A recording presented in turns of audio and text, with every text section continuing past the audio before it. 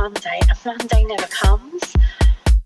I go on a holiday soon and I really want a bigger bum and a smaller waist. Can you help? Look, if you wanna come gym, come. Make sure you put the work in. Some wanna get fit, some wanna get slim, some wanna start competing, but enough of them just can't stop cheating. When their belly is full, they're still eating. Me, I practice what I'm teaching. They don't live what they're preaching. It's a lifestyle for me. What's up, Fit Fam? This is Giovanni of Gio's Logic, your host of Fitness Junkies. I hope this show meets you in good health and spirits, and if not, I hope it inspires you to do something about it. Well, it's been a minute.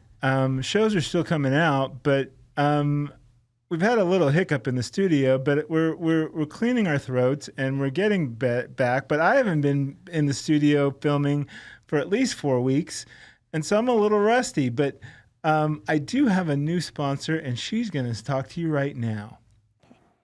Bonjour, fitness junkies. It's Erica Loren, your optimal aging expert of parasol aesthetics, dermatology, and wellness. So have you thought about doing things like semaglutide or hormone therapy, but you're a little nervous? You've seen some of the TV spots about possible side effects, and maybe you're one of those people who needs to ease into medical therapies. Well, I have some great things for you, and they are natural therapies. They are supplements that I have created with Paracel Dermaceuticals, my supplement and skincare line. So if you want to try to do something that helps balance those insulin and glucose levels out that is similar to doing like a semaglutide GLP-1, I have something called Glucolibrium. It uses supplements that are in nature and vitamins and minerals to help curb your cravings and to balance out your insulin and glucose levels. But it is a natural supplement, so it's easily taken in by the body and easily eliminated. And that one's really popular, especially for people who come off of semaglutide and just want something natural to boost their system, or for people who just want to get their feet wet and try that first. And, you know, they do well and they want to lose a little bit more. So we also have something called Craving Curb. I pair that a lot with a Glucolibrium because it has high levels of things like magnesium and selenium and some other vitamins and minerals that actually help your body to feel full. It gives you a lot of energy so that you can work out and you're not having as many cravings. So that's a great one to pair together. And a third one that is really popular in our clinic for people who are on hormones or before they even start is our Hormone Calibrate.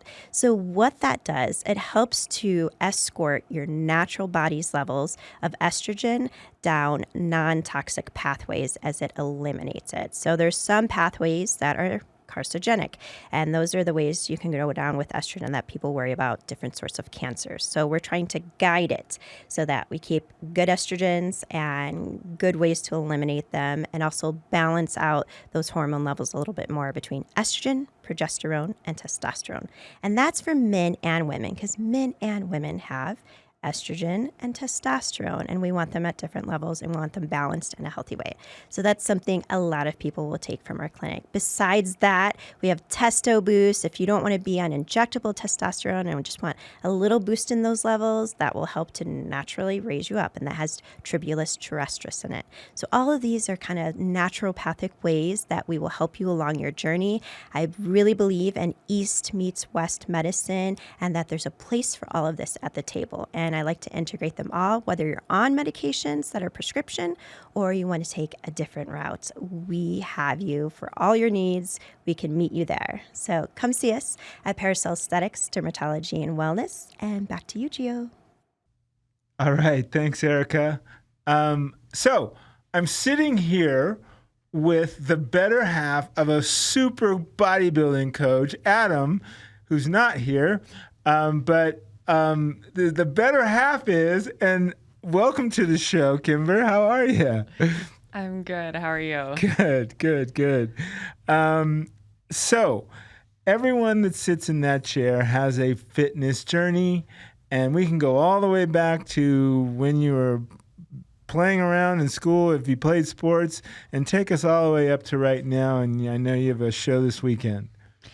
Well, my fitness journey didn't start really until later in life, apart from a few like school sports and stuff, I grew up in a really small town in the Midwest of 500 people.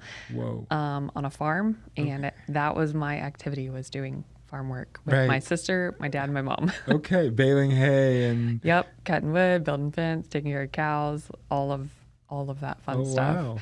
Wow. I did volleyball and softball in high school, and I cheered, but you definitely couldn't count that as a sport at our school. It was not like competitive cheer or anything. Right.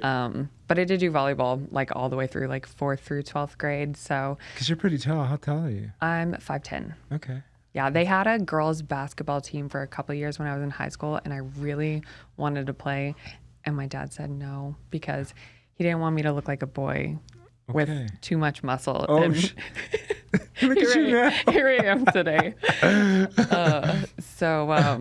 Sorry, Pops. yeah, they're getting used to it. Okay. Then I went to college. I actually started out going to college for vocal music, and I changed my major the first semester because I'm like, well, I don't think I'm going to make a living off of this. So I went into nursing because I didn't know what else I wanted to do, and I wanted to have a good job and a degree when I got out. So I knew I could do that while I figured out what I wanted to do. So in college is when I first got in the gym, and I went in with your cliche like cardio bunny, Right. not eating. Like I had some like eating disorders in high school, like more like anorexia side of things. Not super severe, like I wasn't like crazy unhealthy, but I mean I was 5'10" and 120 pounds when I graduated high school, so I was pretty skinny. Yeah. Model work. Yeah, which my Southern Baptist daddy definitely wouldn't let me do. Okay. So, I started going to the gym and started out just on your cardio equipment. And then I got to one of the trainers at a gym called Genesis in Springfield, Missouri. And he put me on like more of like a bodybuilding, like a bulking diet. And for someone coming from like eating disorders, I was like, right, I'm going to get fat. Oh my gosh, it was so bad. Like the amount of like carbs and fat, I was like so full, and I didn't follow it very well. Right. I started using like the machines and just doing like your really basic stuff because you And don't how long know. ago was this?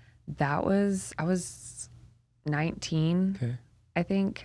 So 11 years ago. Okay. So,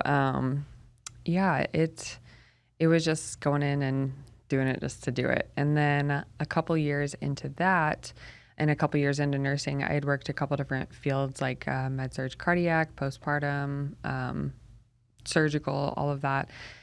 I had a friend tell me like, oh, you're already fit and lean, like you should do these bikini shows. And I looked it up and I'm like, I kid you not, I was like, this is the dumbest thing I've ever seen. I'm like, these girls are just getting up on stage and like kicking their butt out. Yeah, like just trying to show off, whatever. And then they're like, well, you should just try it. Like it'll give you something to work towards. So I did it. And of course, like you're in a prep and you're like, holy crap, this is crazy. Right. Like there's so much more that goes into it than what you think. And so I did my first show and I was like instantly addicted. Oh, wow. I was like, oh my gosh. Love like, at first sight, huh? Yeah. I'm like, I want to keep going. And of course they told me like, you should go into an off season and like build and grow. And I'm like, nah, I'm going to do another show. And I was really skinny. I was like just straight up and down. Like, which was okay 8-10 years ago. Yeah. My first show, I was 20, I think I was 24. I had just turned maybe 25. It was like 6 years ago is when I started competing in 2018. July of 2018 was my first show. That was just the beginning, I think. Of you could definitely be a lot smaller back then because I did not have much muscle. I did win my first show, the novice class, and I think I got like third in open or something. Okay. In the Springfield, Missouri State show. So were you a nurse still at this time? I was. Okay. Yeah, I was a nurse until 2.5 years ago. And I had a year before that, I had slowly started like, I was so done with nursing. I'm like, I was burnout. I love helping people, but it just became so much about like pushing drugs to people. Like, here's your meds, slap a Band-Aid on it. Like, I'm not even helping anybody at this point. Right. And the charting and the legality stuff, like the hospital systems, it's not fun to work in. And you had to deal with COVID and all that then too. I did. I worked in the surgery department during COVID. So the good news is we were already like full gowned head to toe. So it didn't change a lot, but it was pretty crazy when we had to operate on like actual COVID patients. Because just the amount of like extra charting and you just have to be so careful these days about everybody because they're so happy, you know? So yeah, I was just kind of over it. My mom was a nurse my whole life, and that's kind of like the family business. I never wanted to go into healthcare. Like I was like, I will never be a nurse when I grow up. And then there you are. I didn't know what else I wanted to do. So I started shifting my mindset. I'm like, I'm enjoying the competitions. I got on with a team before meeting Adam, and I was with them, and I slowly started getting like in-person clients just at like the Ozarks where I lived for 7 years before I moved here. And I got up to like 14 clients that I was training in person, and a few like just online, like just on my own.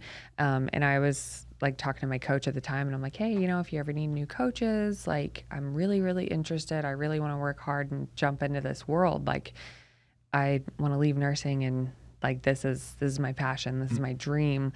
And finally I had enough people that I was able to like slowly shift off of nursing, go down to PRN, and then eventually just quit altogether. And I was full-time coaching. So, and all throughout in the Ozarks. Yeah. Okay. Yeah. Online, because there wasn't much fitness stuff. There was a gym that I like worked at and everything. It was a private gym, and it was really nice. It was great whenever I was there. But yeah, the Midwest is not really a big fitness world. So when I came out here, it like blew my mind. I was like, oh my gosh, this is crazy. It's so cool. Yeah. And so from there, you kept doing the bodybuilding. You started coaching full time. When you coaching online, were you coaching other bikini girls, or were you coaching lifestyle? What were you coaching? Both. I started out with both, and then I still do both. So I do competition coaching and lifestyle coaching. I do have probably more competition girls than I do lifestyle, but I have both. So yeah, and I was competing throughout this whole time too. I think this weekend might be either my 29th or 30th show, from like amateur all the way through like pro shows. Wow. So in like 6.5 years, it's something like that, like 30 shows. That's good. That's a lot. Yeah. And how long did it take to get your pro card? So the first, like starting in 2018, like, the first year and a half, I was doing it, but I didn't even know like the pro league existed. I didn't know anything about this world. Right.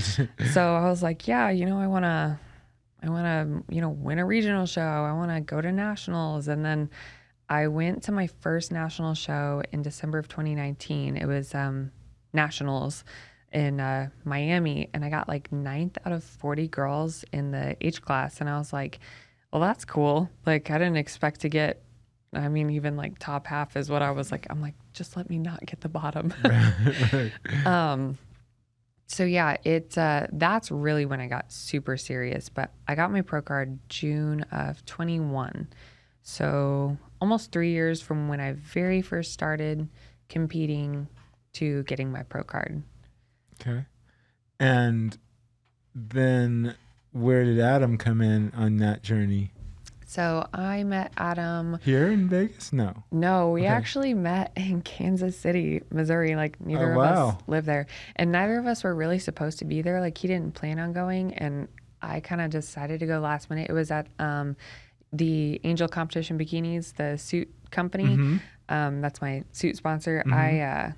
It was one of their fashion shows. Okay. So he came with, I think, Ashley and Sam, and I went up with my friend Savannah, and we met and just just a brief, like my best friend Savannah, it was her coach. So I knew Adam like for 2.5 years before that, but I knew him as like Coach Adam. Right. So like I knew of him, but I didn't know him. Right. So we met and just like, oh, hey, like this is my coach. Nice to meet you.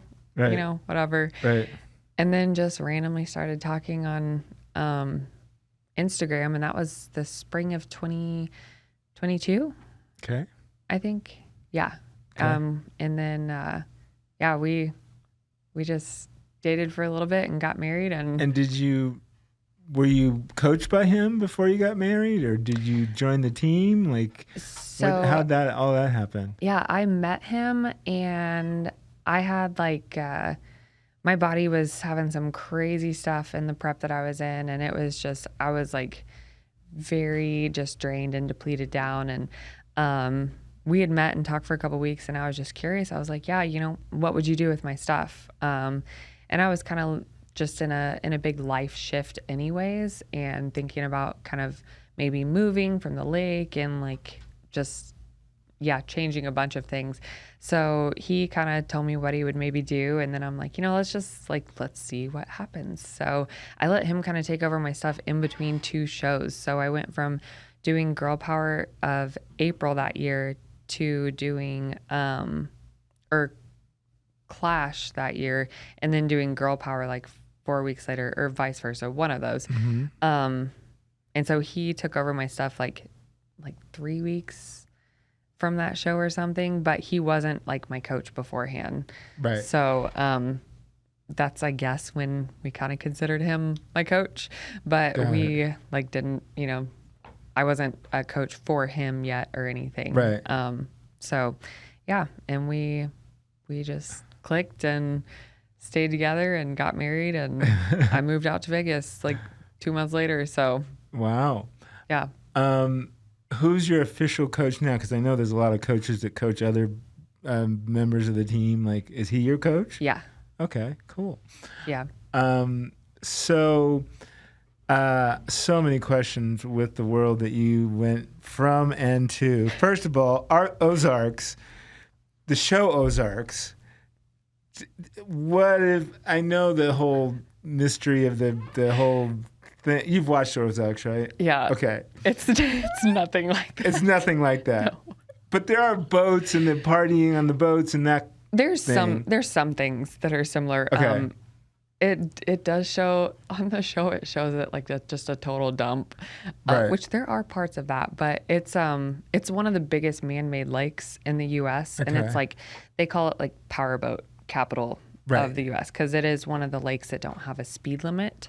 So like your really fast like cats and like more like your powerboats come to that lake. So they come. There's no speed limit?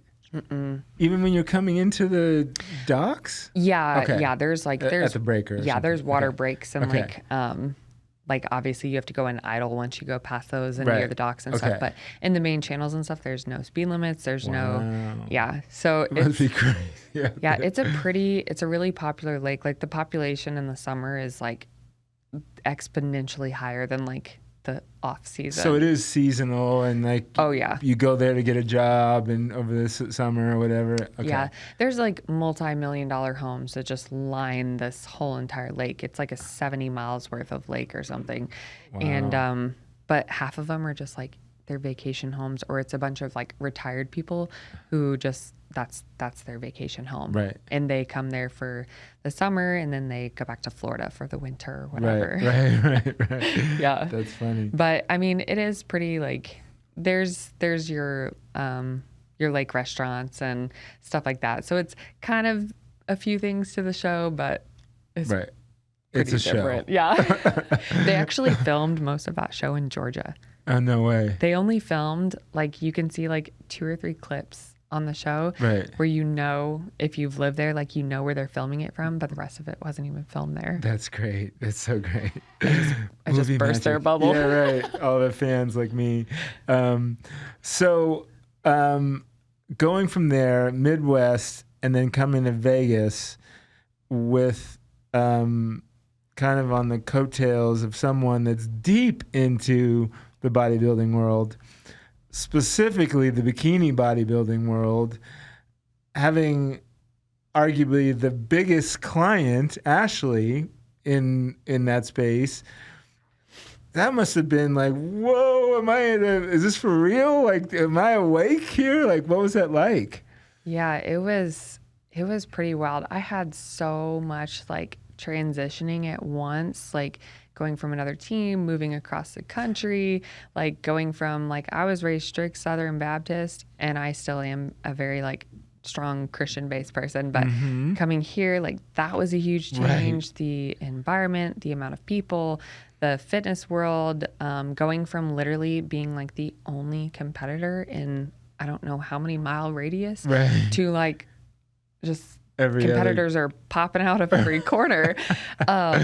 It was super motivating. It was really exciting. And it was, just to have like someone who knows the world and knows like has so much knowledge in it. Right. To like set you up for success. So yeah, I mean, I feel really blessed to be able to have that like opportunity, to be coached by someone who's done this for so long. Right. And, getting to be around Ashley and like Sam you met and like all the other coaches who have done this for a really long time. It is just motivating. That's like, I know I just said the word, but like that's the main word that I can like use. It's motivating. It's inspiring. It's just, it's scary a little bit at first, probably. Yeah. I think it can be intimidating for anyone. Yeah. I get that question a lot. Like, how is it with like just the dynamics and everything? But yeah, I mean, it's like, oh gosh, like I know I'll never like be that, but like, can I live up to anywhere near that? Like, you want to be good enough. You want to feel like you're like, I want to feel like I'm worth Adam's time. Right. Because he's got Ashley. Like, I'm like, well, I'm not going to ever be that, but maybe I can do okay. Well, okay, then. Because FYI, she is on number 46.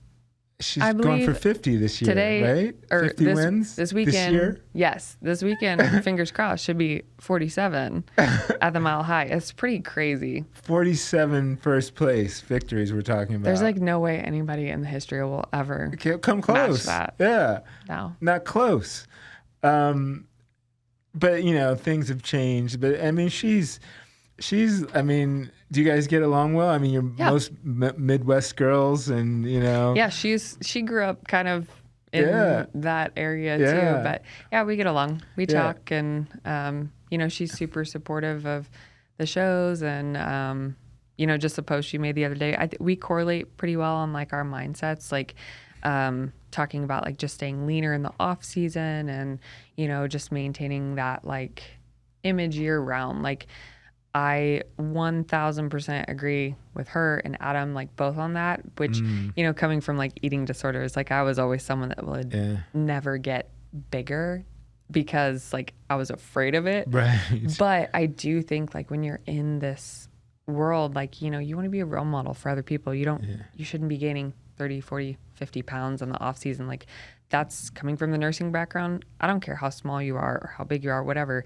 That's not good for anybody to do. So, she's a great advocate for that. And that, like, that pushes me to be better too. Whenever I see, like, the level of, I don't know what you call it, just the standard that she's setting. I'm okay, I'm gonna stay with follow that path. Yeah.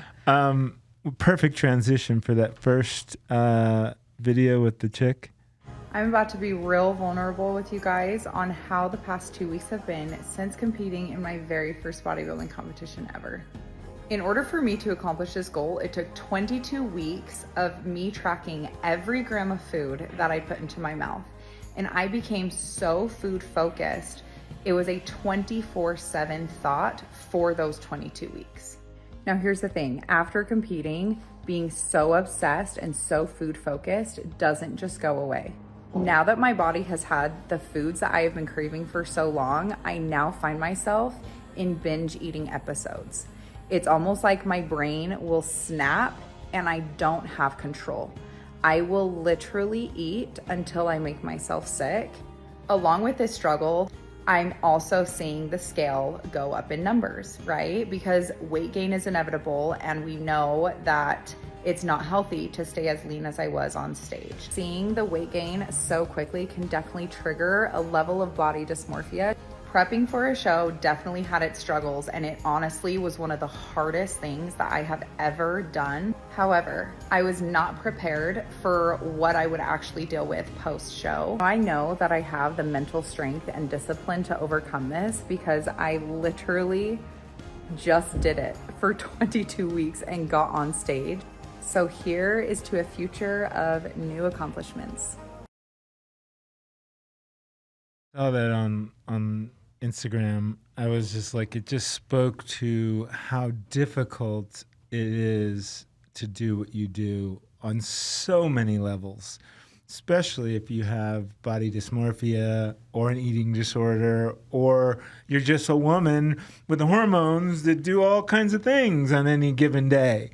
And then having to deal with your significant others and your surroundings, and can I go on? Your father? Yeah, I mean, how do you navigate that personally? And then how do you help your clients, which is probably a lot of what you're doing is like more than coaching. It's like everything, like talk about that.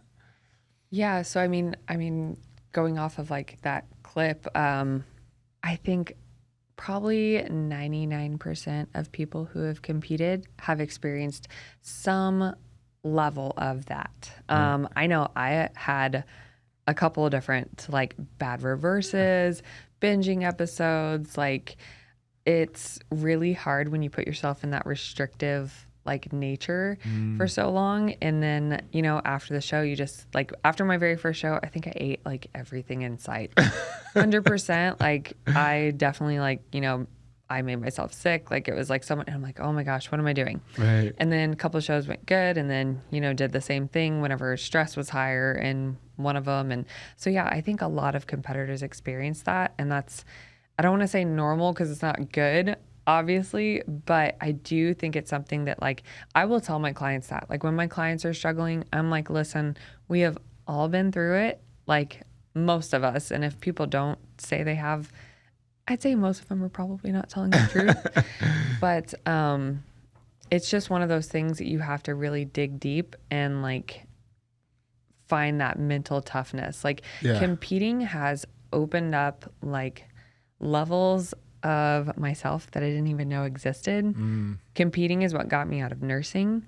It's what made me believe that I could like do my own thing, that I could get into fitness, that I could be a coach, that I had what it takes. Because like going and forcing yourself to not eat and do all this cardio and get to the gym and like getting to a certain level of like body fat and like everything for so long, it just shows you the willpower and the discipline that you have that you don't even realize that you had. Right. But I do think a lot of people who do this sport too have some type of history of either eating disorder or body dysmorphia. I know I've had body dysmorphia since, I don't know, I was in like 3rd grade.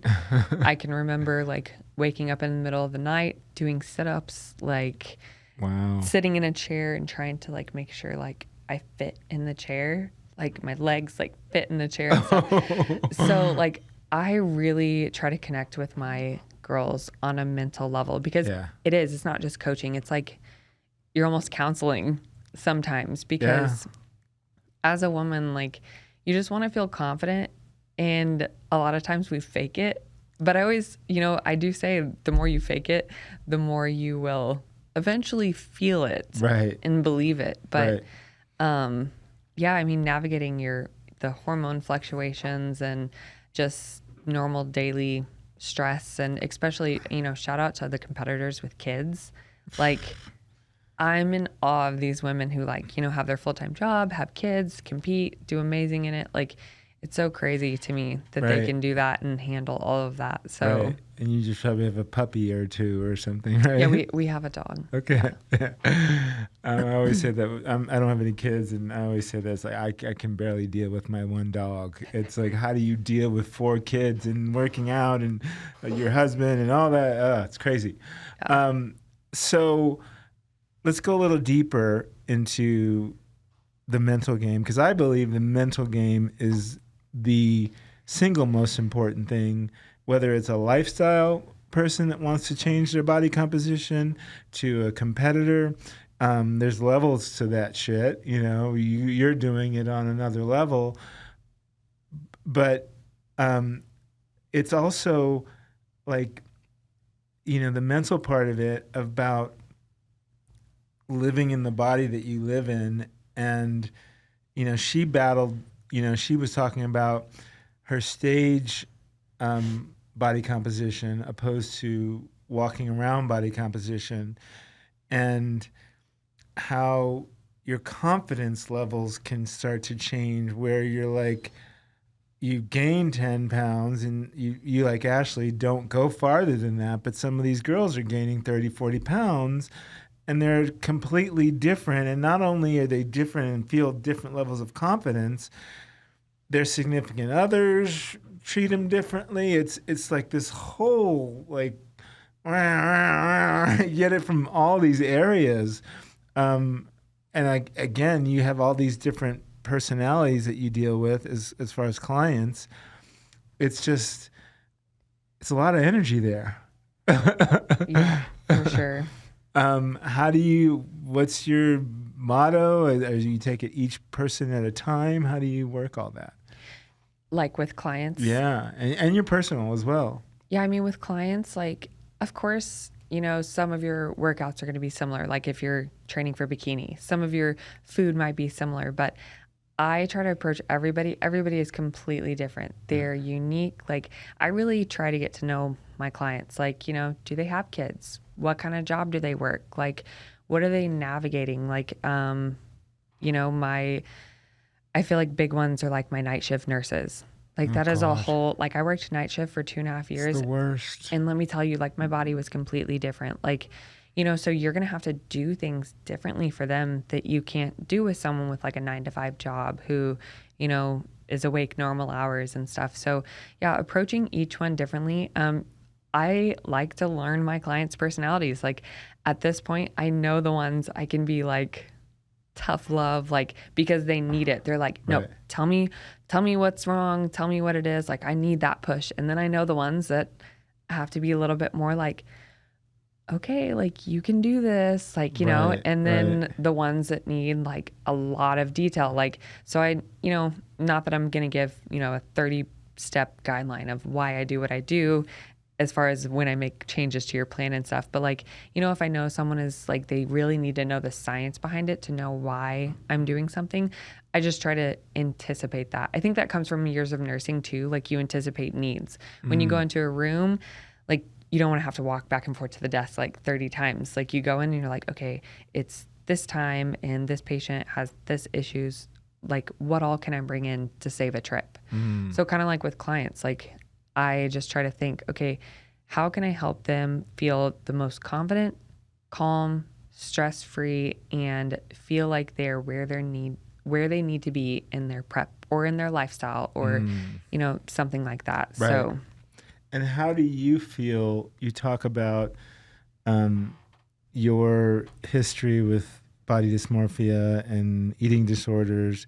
And then there's the health side of it, whether your cycles and hormonal cycles are in a healthy zone opposed to being a certain leanness, and where your confidence is strongest, meaning like if you, I can't even believe you would ever get 25 pounds heavier. You could easily put it on you, but you probably would lose your mind. I can gain weight pretty easy. Like if I'm not careful and I don't really watch what I eat. Like, my body loves fats. So if I get like a higher fat diet, like I can gain the weight so easy. Yeah. But if I ever see a a surge happen fast. Like in the past, even whenever I had bad reverses, it's like I would get to that like 10-pound mark and it was like a train coming to a halt. I'm like,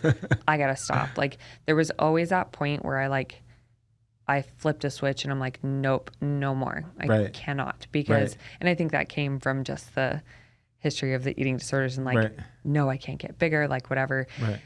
And, you know, now I really try to like I already mentioned, I am a very strong faith-based person. And I really try to take that whole, like, your body is a temple thing into consideration. And that sounds silly, but it's like, no, it doesn't. You want to respect your body. So not only is it going to make you feel, or at least, okay, there's a few people who say, oh no, I feel great no matter what. Maybe they mean it. Maybe they're lying to themselves. I don't know. But most girls are not going to feel more confident 20 plus pounds heavier. It's just probably not realistic. So, but where do you draw that line of diminishing returns when you get certain too lean, and then you start getting the health issues or the kind of, you know, your cycles don't happen, or, you know, you get too far the other way? How do you balance that? That's what I love about, like, whenever I came to Team Elite with Adam, like, we do labs. And that's the first team that I've been on where, like, we run labs and we check everything and make sure, like, your hormones are balanced and everything is, like, right on track. And, like, I mean, you'll have girls that, like, give you pushback and they're like, no, I want to keep going, blah, blah, blah, blah. Like, that, I don't care. But like, if we run their labs and, you know, something's off, it's like, hey, you know, we should probably, like, pull back. Like, we need to stop, pump the brakes. Like, let's get your health at a better point. Like, this stage will always be there. I mean, last year, like, I got to that point. Like, I did my 5 shows within a 7-week period and I was already really lean, and they just kept telling me I needed to be bigger, like more muscle. And I did, obviously, like, Adam's like, yeah, we need to stop. Like, you're done. It's over. And I'm like, of course, I, like, push back on that because I love competing and I'm such a, like, driven person. I'm like, no, I want to do better. Like, I don't want to end on that, whatever. And he's like, no, like, you really need to stop. And I'm like, okay, whatever. Like, I went with it. And then I went into, like, a 10, 11 month off season, and most level my body has been. I got up, like, I think 13 pounds above stage weight. I'm 5'10". So that is within my, that's still under, like, my 10 to 12%, you know, above stage weight with a 6+ month off season. That's kind of the guidelines we give people. So, but most of the time I maintained around, like, 8 pounds above stage weight or so. But, yeah, my body was, like, hormones were level. I was completely, like, I was, you know, feeling good energy. I was eating, like, 2,300 calories, no cardio. Like, you know, I had myself set up in a really good spot, but I was still maintaining at, like, a decent weight where, yeah, there were days that I'm like, man, I really don't feel like I'm loving myself right now. But, you know, as a girl, it's not a bad thing to be a little curvier. Like, you like to fill your clothes out and not have to wear, like, I mean, my belt doesn't even fit right now. It doesn't get tight enough for these shorts, which, you know, that's just a prep thing. But, so yeah, it's not a bad thing to, like, fill out a little. Like, nobody wants to walk around, like, stick lean all year round. Like, I don't find that attractive. Like, I'm sure my husband doesn't find that attractive. But I also know that where my confidence level will start to fall off. So I tried to, you know, back to that, like, you know, respecting my body. It's not just about, like, respecting your body as in not gaining the weight, like, for body image, but, like, health-wise. Like, respect your body in all realms, because gaining 20+ pounds is not going to be healthy for anybody, you know, if they're especially really close after the show. Obviously, unless, you know, they're very underweight and that weight gain is over a very long extended period of time. But yeah, just respecting yourself, respecting your body, and, like, what you just went through. You just did how many months and weeks of prep and pushed so hard. Like, no cheat meal, free food for a week. Like, nothing is gonna, like, be worth it whenever you're up 10, 15 pounds 2 weeks after a show. Right. It can happen fast. Because you can't reverse that. No. Like most of the time, if you do that, like it's on to stay until you Right. prep for the next. You could probably drop some of it off, but so yeah, that's kind of where I'm like my mental standpoint is. Like I just like to maintain a healthy balance of it, so then I feel confident enough that when I walk around, it's not like it's affecting my mood every single day or my relationship or Right. Giving a bad example to my clients. Like Right. I have people that like watch me. I want to be a good role model. So if I'm over here gaining 20, 30, 40 pounds, like what client's going to be like, well, my coach does it, so why should I follow a reverse? Right. Right. So these women is the bigger complaint that you get, is it about wanting to stay leaner year round, or is it the bigger problem is the gaining too much weight and having to go through these big swoop cycles again, which is more common? I think for newer competitors, it's probably the Weight gain. Yeah, like the reverse has gone bad kind of thing, which, like I said, it happens to the best of us. Right. Almost every new competitor experiences that. I feel like it might be half and half, to be honest, Okay. because I do think that there is your large population that come from that severe body dysmorphia who, they are so afraid to gain weight. I mean, that was me. My first, off season, I guess my first one was probably like a year and a half into competing, where I hired a real coach at the time, like a small team in Arkansas, and I went on an actual, not bulk, but, whatever you want to call it, improvement season, eating and purposefully gaining weight to someone who worked so hard to run miles and miles a day to stay the same weight and, making sure the tape measure fit just right every single day. It blew my mind. Right. So I do think you have that population that was like me, and they're so fearful of that first improvement phase. Right. But if you do it right, you can do it to where people aren't gaining 15, 20 pounds in that first phase and getting uncomfortable. I did. That's the only time that I've ever gained. I think I gained 17 pounds that improvement phase, but my starting point was 120 pounds. So Okay. Yeah. I probably should have never been at that 120 pounds. Right. But my very first stage weight ever was 126 pounds. And this year, my stage weight's been around 135. Okay. So not a huge jump, but I mean, 10 pounds or so in 6 years is quite a bit. So right. Speaking of that, I just saw this other video today. This quote hit me in my chest. Usain Bolt said, "I trained 4 years to run 9 seconds." The world record's gone! And people give up when they don't see results in 2 months. So like you said, 6 years, 10 pounds. And hopefully most of that's muscle, probably is. Yeah. That seems like an eternity for a lot of people. Women are so scared of getting bulky. And we know how quickly you can put on a layer of fat where that you won't even look like a competitor in weeks. Yeah. It doesn't take long. So if you're afraid to get bulky, you can turn that around in a week. Talk about having to manage expectation with your clients, and even yourself, like your journey to your pro card, your journey to whatever your goal is within your community with such a high bar set by Ashley. Talk about that. I think in this sport, it's you find yourself wanting to challenge yourself more and more and more. If you get into the sport and you truly, really love it, like it's your passion, like to me, nothing will stop you.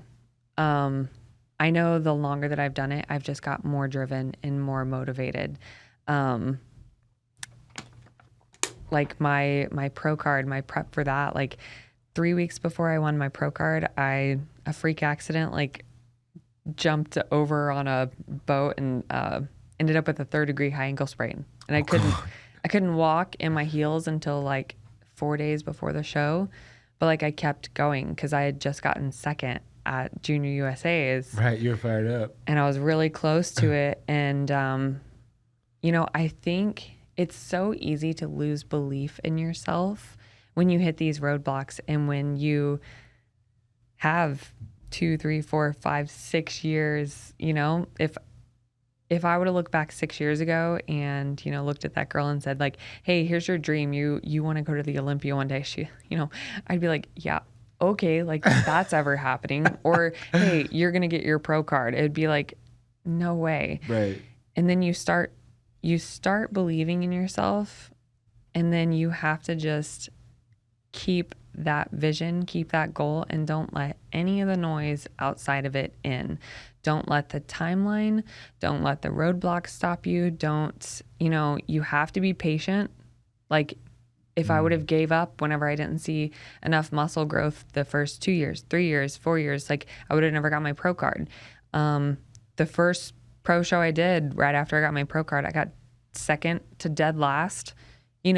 There would be people that would be like, wow, I'm a loser. I quit. Okay. Right. The next year I came back. Still didn't get any first call up. Right. The next year I came back and I finally got a first call out at like the second show I did that year.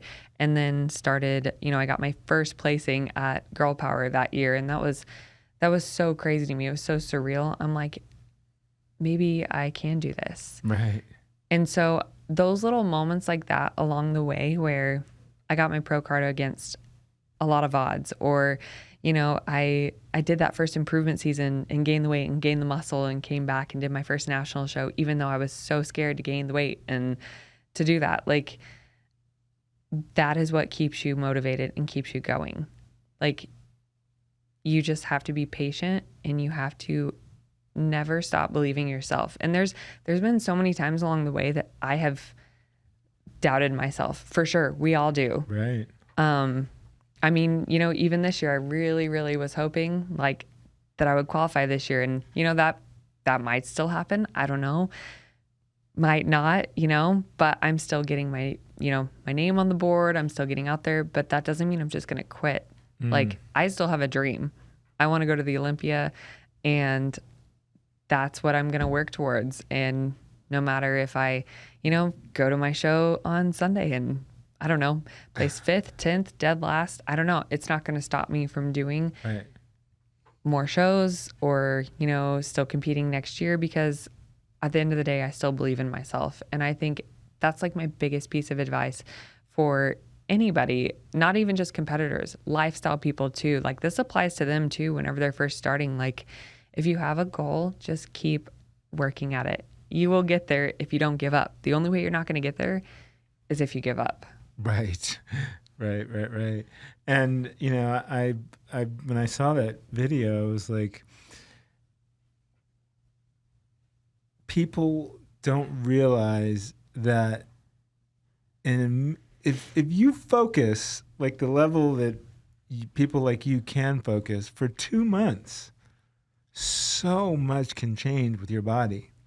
If you just decide no cheat meals, no cheat days, just focus, like just baby steps, just do the food, do the workout, and just get through it for 2 months straight, which is a blink of a time, the amount of momentum you will have and be able to really kind of ride that wave is so incredible.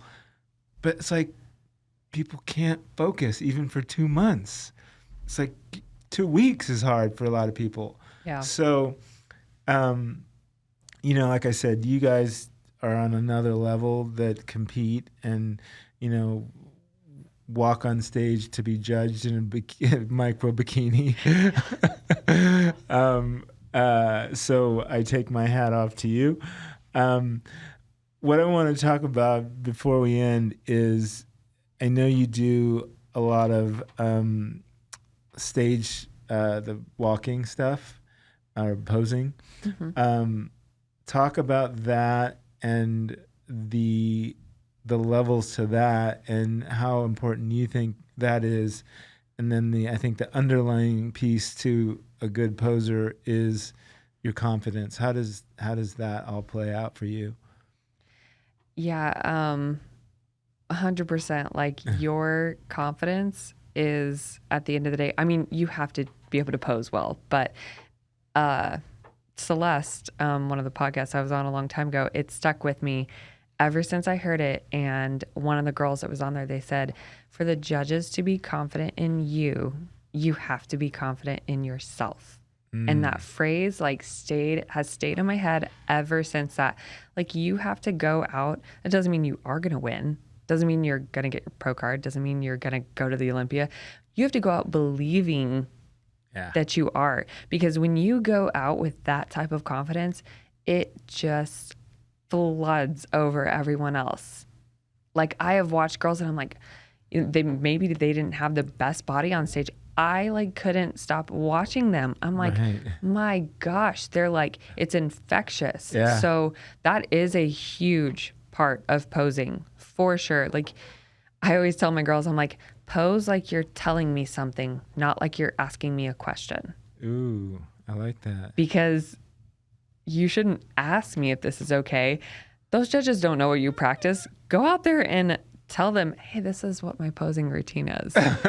I mean, it may be wrong, but they don't know that. Right. So, I mean, I do think you asked about the levels. So when you're a regional brand new competitor, number one thing, get your front and back poses right.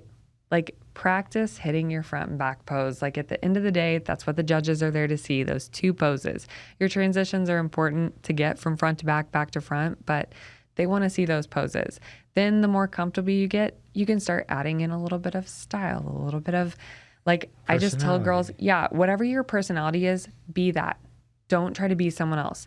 If you are not Ashley and you are not the bubbly, bouncy, she's more of a flowy, bouncy, poser. Right. Don't try to do that. Right. Because it's not going to come off well. Right. I am a more sultry, slower poser. So if I went out and tried to pose like Ashley, it would not correlate and translate well. Right. And, she said the same thing, vice versa.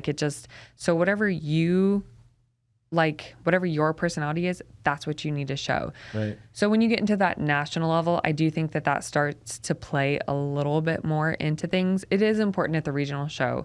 But that fighting for that pro card, that confidence level, that style, that, those style points, those extra bonus, those do play a factor. Your walks, everything at the pro level.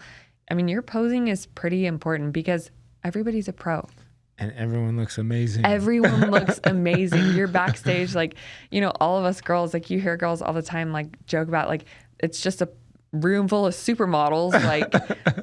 Everybody looks good. It's anyone's day in bikini at any given time. Right. Because there's an argument for why anybody could win. So you have to put that cherry on top, the sprinkles on the cake. You have to show that style, that confidence, and just let it flow. There's something about I think the human nature of, you said, I don't know the word you said, but you explain you're telling them this is your posing opposed to asking them. There's something about that even surpasses, I'm a judge, I'm looking at you, and I'm a competitor, I'm looking down at you. There's a human nature thing that is going on behind the scenes. Well, it's infectious. Yeah. Who do you want to be around? Someone when I'm around people who are confident in themselves, it makes me want to be confident in myself. I'm oh, they can do that. I can do that. It's magnetic. It's, you're drawn to it. It's if people are super positive and happy, that puts you in a positive and happy mood. You know, Right. if someone's negative and they're having a bad day, then that can put you in a negative and a bad mood. You know, we all like feed off of each other's energy. So, I mean, when you go out and you give that like energy, that confident vibe to those judges, it's going to get in their head, and they're going to be looking for you when you come back out in those comparisons. And I don't know, some days it's like, well, maybe they don't have the best shoulders or glutes or back or whatever, but man, I just can't get over her. Right. What's something presence. about her? You know, everyone talks about like Laura Lee. Like, she is one of those people that when she comes out and she poses, you can't not watch her. Right. Because like her vibes, like everything is like Right. so just infectious, you know? Right. And that's probably, I'm going to guess, it's probably the hardest thing to teach, because the lights are on, you get out there, you do your 10,000 reps of posing, and you're on stage and it's on, and you stumble. And it's gone. Like, where'd my confidence go? And then you're trying to gain it back. It's probably so challenging. One of the girls that I knew would always say, don't practice till you get it right, practice till you can't get it wrong. So you can't. Full of good slogans. Don't worry, I've stolen from people. Except the pose like you're telling something. Okay. I came up with that one, but that one I just stole from someone else. But yeah, no, like you want to practice that. Like, you know, you wouldn't make this beautiful painting and then put it backwards on a canvas for no one to see. You know, you work that hard and no one can see it. So you work so hard to get your body where it needs to be. And then you'll see girls that don't start practicing their posing until like 2 weeks from a show. And I'm like, what are you doing? You just put in all this work and now you don't know how to display it. So you could have the best physique on stage and get last because you didn't, you know, put the time in for that. So that is another thing you have to prioritize. Like, because like, I will say part of the confidence and stuff, like I can be someone's cheerleader and motivator all day long, but until you believe in yourself, it doesn't matter. It's not going to show on stage. Until I believe like Kimber has a chance to go to the Olympia. I can do this. I know I can do this. No one can make me believe that. People can tell me that, but until I believe it, it's not going to show. And that's what I try to tell my girls. I'm like, I can encourage you as much as I want, but I can't teach that. You have to find that belief in yourself. And you have to know that you have what it takes. Yeah. Now, teaching posing, I can teach poses. I can teach someone the front, back, transitions, all of that. Everybody can learn that as long as they're open to being a student, you know? Right. So right. there's always room to improve. But yeah, I tell girls, practice your posing. Don't let that slack. You can't over practice your posing. Yeah. Yeah. I get it. So what else is going on? You have a show this weekend. What's the rest of your year like, whether or not you qualify for the big show? What's any projects, any, I don't know, what's going on coming up?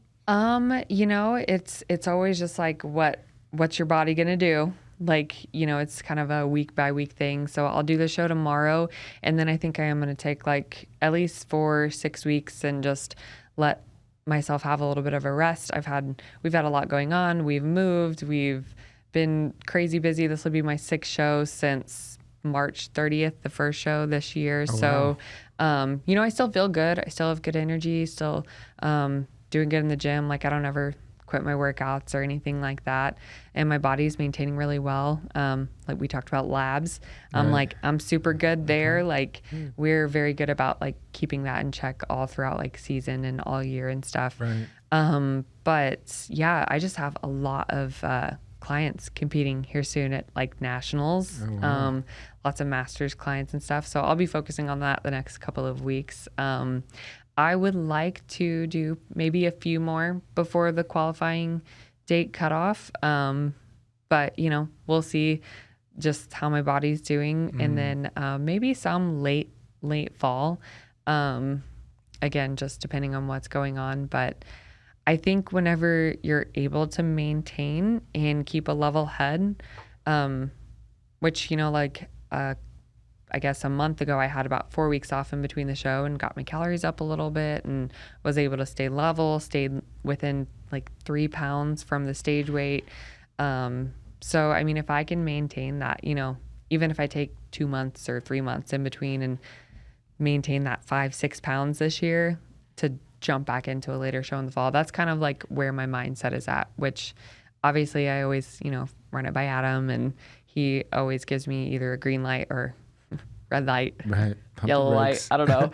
I'm about to be on a yellow light for a couple of weeks. So, but yeah, that's kind of what I got going on. And if not, then, you know, the Olympia's here this year, so still be involved in all the things and watching Ashley and cheering her on, and possibly, you know, a couple of our other athletes. We have a few that could. So any seminars or anything with the team coming up?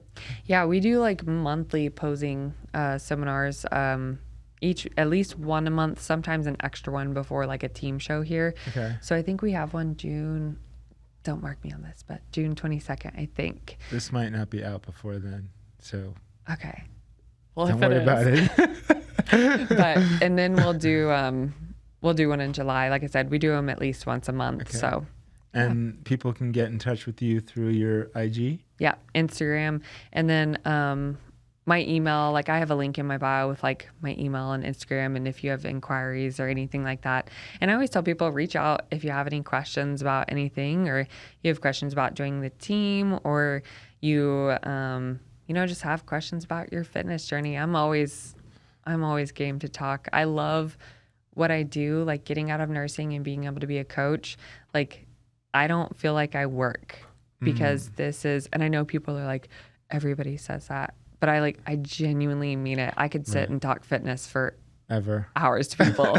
Like back home, I'll start talking and I'm like, okay, I think their eyes are glazed over. They don't care about all the competitions and whatever. That's funny. Well, cool. So good to meet Adam's other half. And I'd have to disagree. I think he's definitely the superior one in our halves.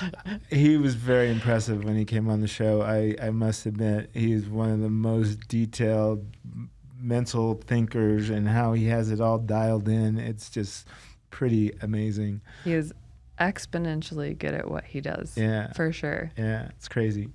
Well, thank you so much, Kimber. Yeah, thanks for having me. Good luck this weekend. Thank you. Maybe we'll get you back on after you qualify. Or let's just put it out there. Yeah. Put it out there in the universe. Yeah, why not? Awesome. Well, thank you so much. All right, Fit Fam. This was a good one. Like, share, write a review, and until next time, I'm out.